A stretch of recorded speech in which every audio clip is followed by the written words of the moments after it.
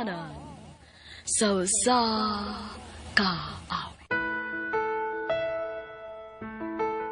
Maayong adlaw kanyong tanan nga mga suking tigpaminawan, niining handumanan sa usa ka awit.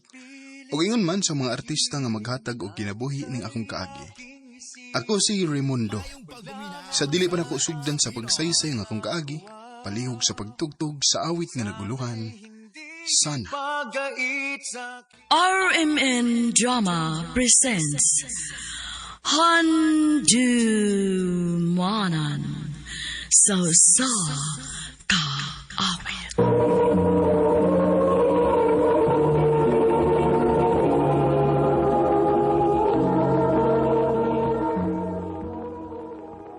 Ano pala sa iyang kaagi karon? Mao kining usa ka lalaki nga taga Barangay Camansi, Montevista, Davao de Oro, nga tumatatampo nagdasingan nga Raimundo.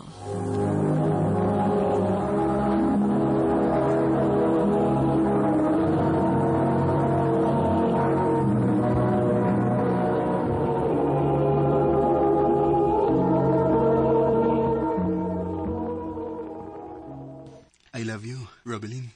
Raimundo. Muna'y tinuod, Lin. Sa sige na itong tawag-tawag, no? Nainlove na ko nimo. Na-in-love ka na ako pag itang magkita. Igor mo kong nagsunod sa akong feelings, good. May chance ba ko nimo, Lin? Sure na gid ka. Kanay gugma ka na ako. Sure na, good. Sige, no? Sugtan ako ba? Sige na lang, uy. Uy na, ako na kang gisagwes. Tinuod? O lagi, tuyab na ta. Salamat, Robelin. Ay, hayag ni mo, good. Ikayab naman ka. Di kaloyan lang taon, bay. Nya, kano sa mo magpakasal? Kasal, good. Oh, sa man di ay, pag minyo, laro magkakaon taglitsyon. Unya na, bay. Ako pa ng plano, bayo. Kumusta, Lin? Okay ra. Gusto na kong makakita nimo. Ha? Magkita ta? Asa man ta magkita? Ato lang sa tagom. Sige, sige, magkita ta.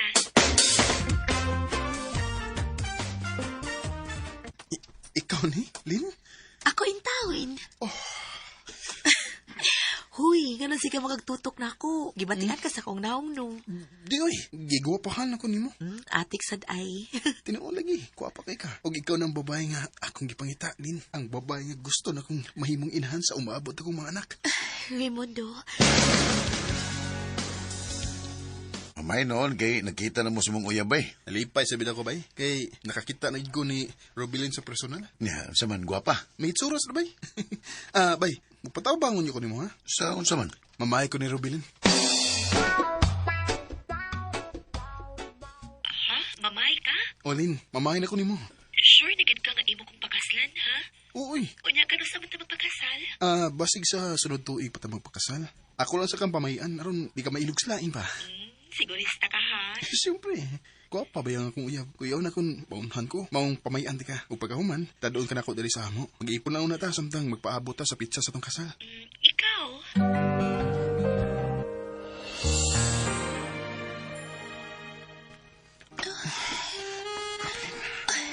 Uy, hinahinay ako pa. Sa ulit ko, dugay na kong nangandig nga makangkot di ka. Morting na mahay tayon ka na ako. Kay mo din mong giapasa. O sasab ni. Pero, love tagit ka. Mong pasati ko sa kumpuhaton mo. Rebelin. Raimundo.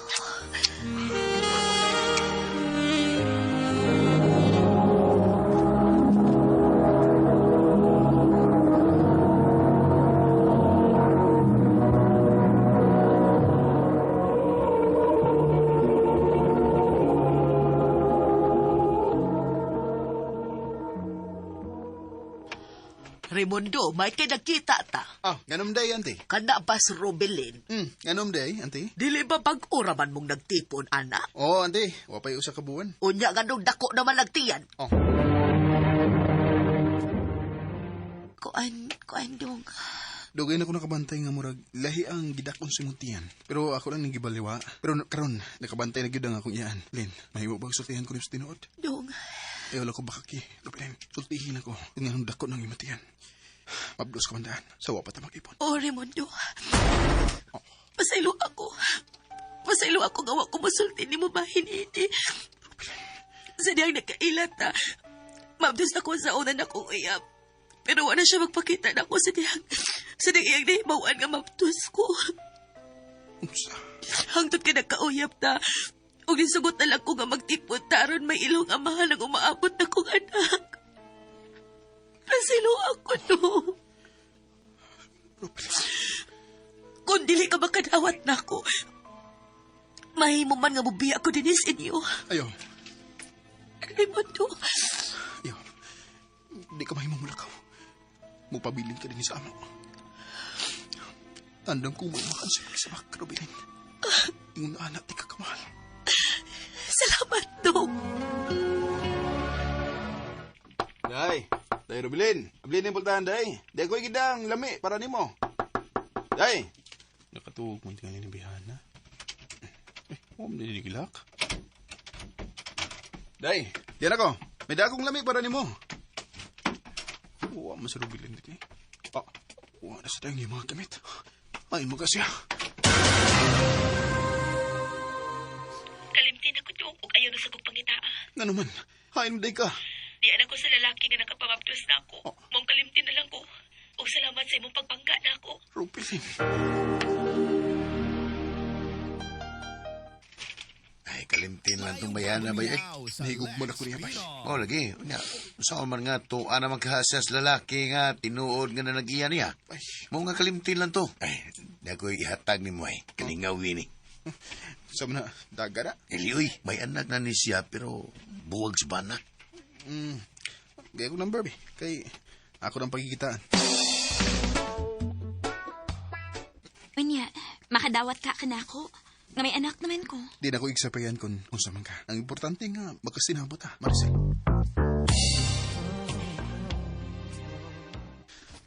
Maricel. Maricel. Raimundo.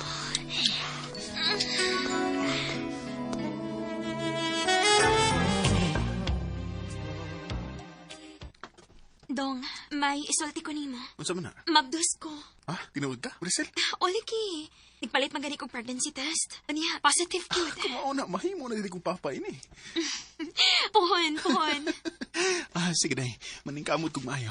Aron may magamit ay nagpanganak ni mo buhon.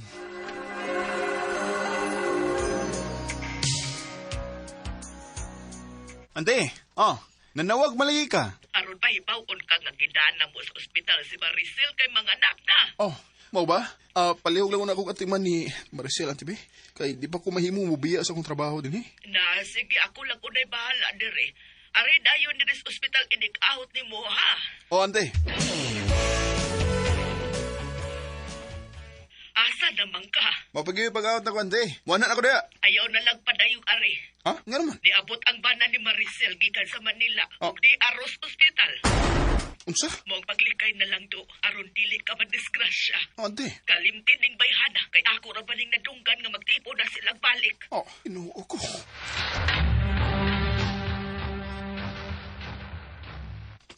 Sorry kayo bay ha. Usasabkos na kaingon sa mong gidangatan. Okay na ba? Ayaw basulay mo kagugalingon. Walang gitingal ko swerte sa mga babae. Niya, sa may plano mo ron? Malarag ako sa Manila, bay.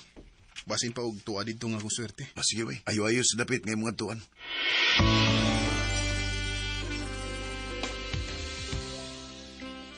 Salamat tindahan kay nakakita di kong trabaho din sa Manila. Maining niya ako sa layo aron makalimot ko sa mga kasakitan sa kong kinabuhi.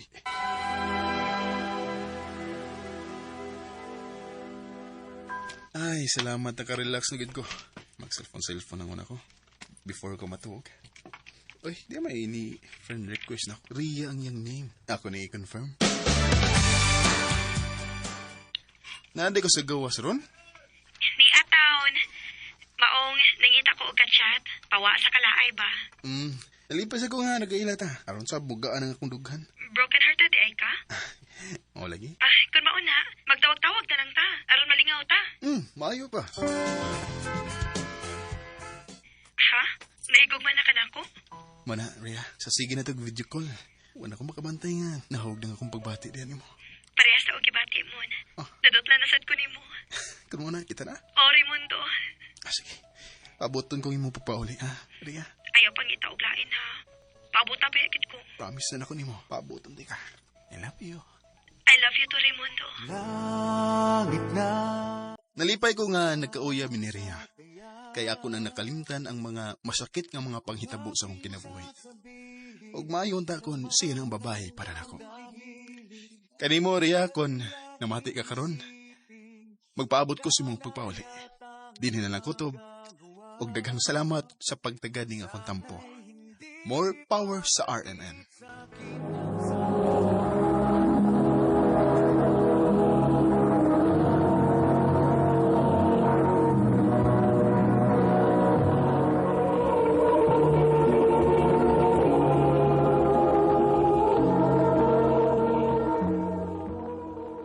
Mao ka mga higalan kaagay ni Raimundo nga taga Barangay Camansi, Monte Vista, Davao de Oro.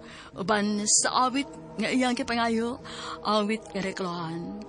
Sana. Sana'y hindi. Ang mong kaagi, gibahatan do sa radyo ni Ricky Persuelo garing utubos sa direksyon ni Priscilla Recanas. Kamuusap mga higala, mga sukit ti paminaw, kinasingkasing kung gidapit sa papadaw. Sa inyong nakalanlaing kaagay sa kinabuhi nga naglibot sa usa kaawit. Yadres lang iniining tulumanon, handumanan sa usa kaawit care of RMN Production Center Studio, 3rd floor, Jose R. Martinez Building, Osmeña Boulevard, Cebu City. O baka ipanasa Handumanan Official Facebook page. Hangtod sa sunod kayon, daghang salamat sa inyong pagpahinga. Man lang ang tinig, laging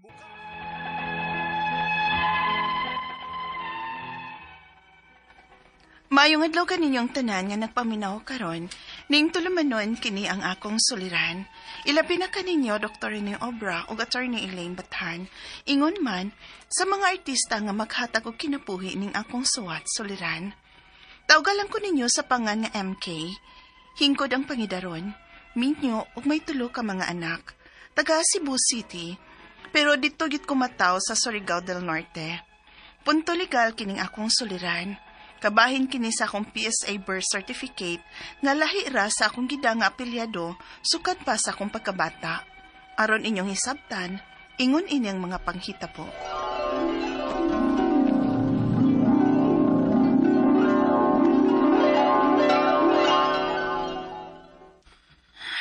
Ma, mundang na lang siguro ko sa pag-eskwela.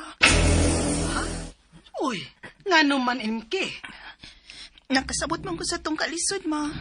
Napakoy ibang mga igsoon nga nag-eskwela. Mugifoy na lang ko alang nila. Pero nak, anugon kaayo. Mag-4th year college ka na unta. Okay ra, ma, uy. Ang upan gani, wa magid makatungtong o college. Makakita na kong mayong trabaho ini sa Cebu, ma. Unsa? Sa Cebu ka mangitag trabaho? Dagan magkasudlan dito nga trabaho. Ilabi na sa mga call center. Makasudlan ko, anak, ma. O ganahan sad ko sa maong trabaho. Oh, nahala sige. Mangayo niya ko skikip ni mga importanteng papers na ako, maha. Aron gamiton ako sa akong pagpang-apply ba? Oh, sige, MK. Ako man ang gipang taguan, yun. Unsa ba imong mga gikinahanglan nga dadunon, ha? Siyempre, ma, labing siguro ang birth certificate, ang akong high school records, o uban pa. Nahala sige. Akong kuhaon. Kani. Imuha man ni. Kaning mga diploma ni mo. Kinahanglan pa ba ni mo? Ako lang sad ng dadon, ma. Anala sige. Kay imuha man gid ni. Datan na lang ning tanan. Kani di ang birth certificate ni mo, oh. Ay, kani. Importante gid kay ni. Nala. Dada. Wala. Wala gini pirmang papa, ma. Ha? Ako ramang kutoy ni pirma ni Ana. Di ba kinahanglan mangupirma ang papa sa birth certificate sa anak mo?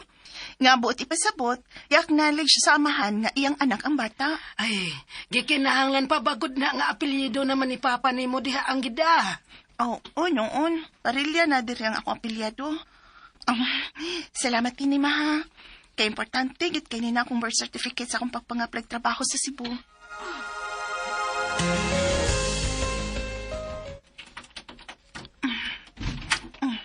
Hi. Ay, nauna din kag-abot din sa itong boarding house, May. Oh, Nagyawi-yawi pa ko. kumusta man ang pagpang-apply ni magtrabaho? Nadawat na ko, day. Pero daghanas ang requirements, May. Kinahanglan di ay nga may record na ko sa SSS, sa pag-ibig, sa PhilHealth, ingon man sa atong TIN. Oo. Ingon anak sab ko sa pagpang-apply na kong trabaho.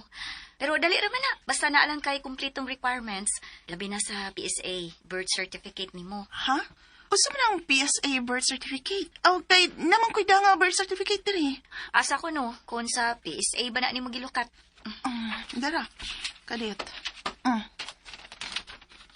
Uy, hala. Di man ni PSA birth certificate ang imo. Unsa?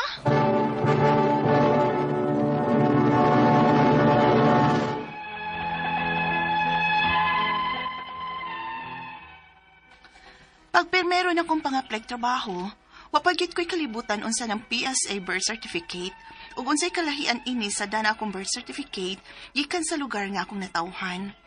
May nalanggani kay gidawat ra sa first company nga akong gitrabahuan ang dana kong birth certificate ug wa na ko makalapat og gikan sa PSA. Kay kining bag-o lagi kang nangitag trabaho, gusto tang makatipid sa gasto ug mao na kining akong gigamit sa akong SSS, sa pag-ibig, PhilHealth o company records. Nabalhin-balhin na sab kog mga laing kompanya. Naminyo og nanganak nga gamit na ako ang birth certificate na nadana ko ang apelyado ni Papa. Hangtod nga, sa last na company nga akong gitrabahuan, gi-required yun ang PSA birth certificate. Maong napugos kog lukat. Unya? Ha? Mao na, ma. Imo mga apelyado din akong gidasa kong PSA birth certificate. Uy, naunsa man na. Nga sa imong birth certificate diri sa ato sa Surigao, kang papa man imong apelyido na ang imong gidang apelyido. Lahi di ay ang record diha sa Cebu. Sa PSA, ma. Muli ko diha, ma, ha. Kay lihokon ko ni pastilan, uy. Ang apelyado ra ba ni Papa ang akong gigamit sa mga birth certificate sa akong mga anak? Uy, unsa gud ang pagkahitabo, MK?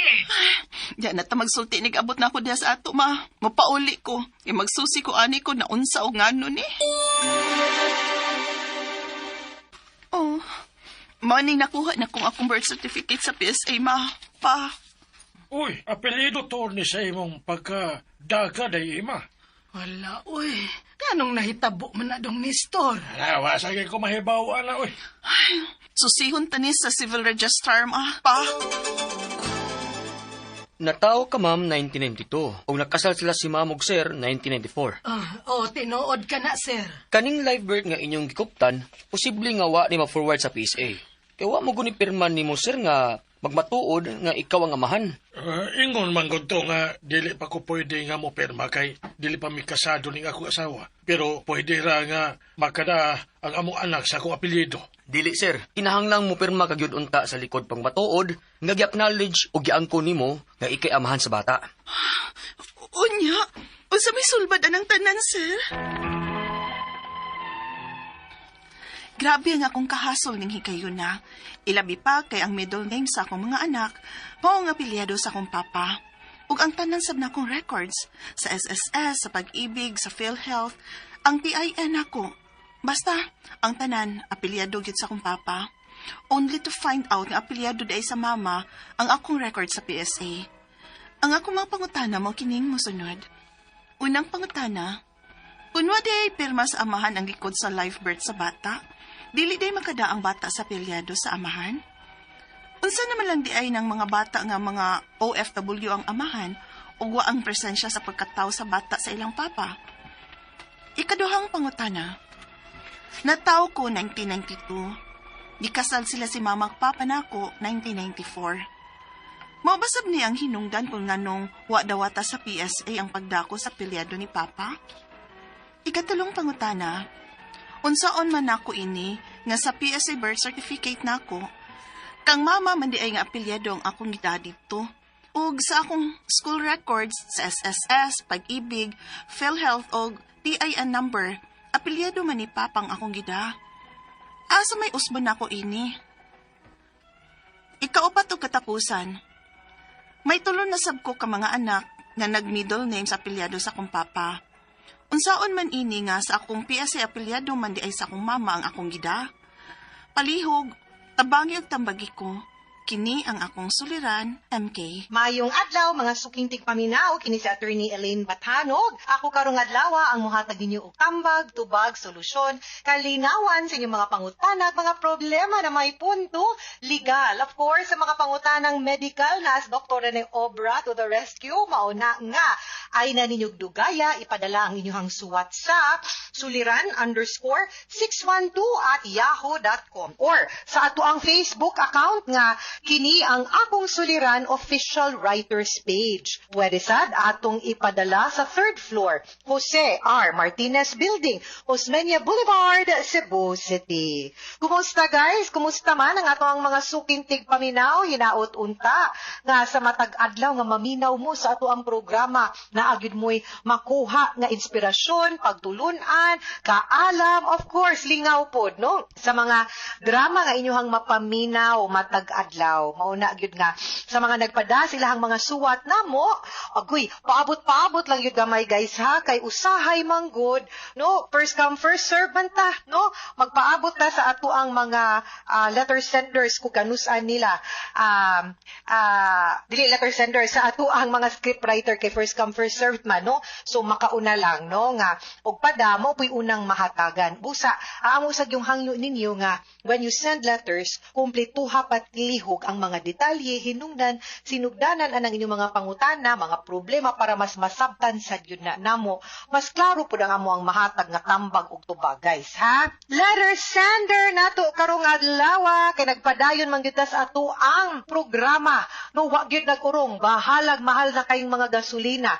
Ngamatmon mo, no, kung asa man kay imong dapita ba medyo ning hawan-hawan baya gyud ang daan gamay, naluag-luag kay kibaw ko daghan kaayo nato nagtipid, no, og gasolina kay ako mismo ang mga lakaw, guys, ako yung giplano kana ganing og dili need nga mulakaw, dili ko mulakaw og dili need nga magsimang-simang akong planuhon akong ruta uy kay kanang ako mismo gibati gyud nako ang kalisod, no, sa ato ang kahimtang karon og dili gyud lalim matay taasa na gyud sa presyo sa gasolina unya ang mga palaliton murag ning sakasad, no, unya ningon sad sila nga ang kuryente basin musaka pod pagkapait busa kita magpadayon gyud tag-ampo world peace, guys, ha? Mintras wa pa gyud ang kalinaw, padayon tag-ampo og padayon tagminaw sa tuang drama sa kahanginan ato ang letter sender si MK. Si MK wa ni siya musulti kung sa iyang tinuod nga bangan, no? Ato laning taguon ang iyahang ngalan, no? But ipadani sa kini ang Akong Suliran official writers page from Cebu City, pero nataw siya sa Surigao del Norte. Naamang gud siya problema sa iyang birth certificate kay ang iyang mga apelyido lain ang iyang gidasukan pagkabata. So, di man gud lahi itong apelyido. So, una niyang pangutana, kung wala day pirma sa amahan, kay legitimate, no? Ang likod sa live birth sa bata, dili di ay makadala ang bata sa apelyido sa amahan.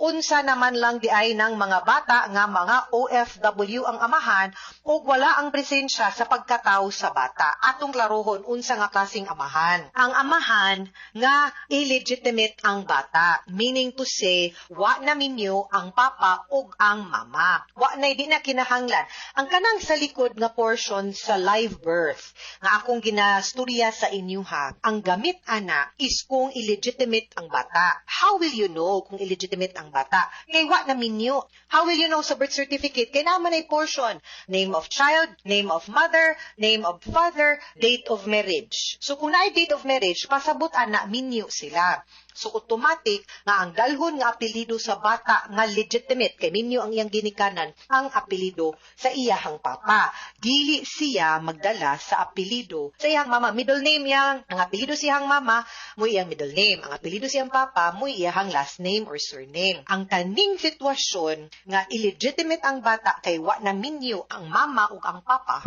So blanco na dinha ang date of marriage. Usahay blanco pud ang papa. Anon. So wa gyoy pirma dito sa likod sa live birth kung anon ang papa. So ang apelyido nga dalhon sa bata is ang apelyido sa mama, no? Unya, kung pananglitan na ay ngan sa papa sa atubangan pero walay date of birth, dili sad na date of marriage, dili sad na guys automatic nga madala na sa bata ang apelyido sa papa.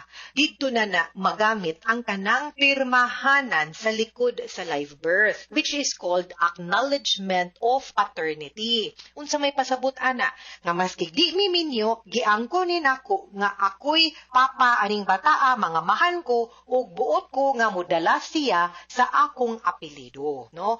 So kanang imong giingon nga OFW ang bata, depende kay kung pananglitan minyo ang amahan ug ang inahan automatic man na maski OFW pa di man kinahanglan mo pirma. Pero kung wa ni na minyo unya kinahanglan na i-submit unya ang kunon sa papa, pwede na siyang iapas, no? Kung nahuman nag-file kay naaramang gyud na period, no? Kung kanusat nato taman i-file ang birth certificate, no, sa bata ang live birth kay para ma-process ng iyang dokumento dito sa local civil registrar ug sa PSA, pwede na nato iapas. Kung mauli na ang OFW nga papa, iapas nato ang acknowledgement of paternity. Diha pa na pwede dadun sa bata ang apelyido sa iyang papa kung na-acknowledge na siya, kung illegitimate ang bata, ha?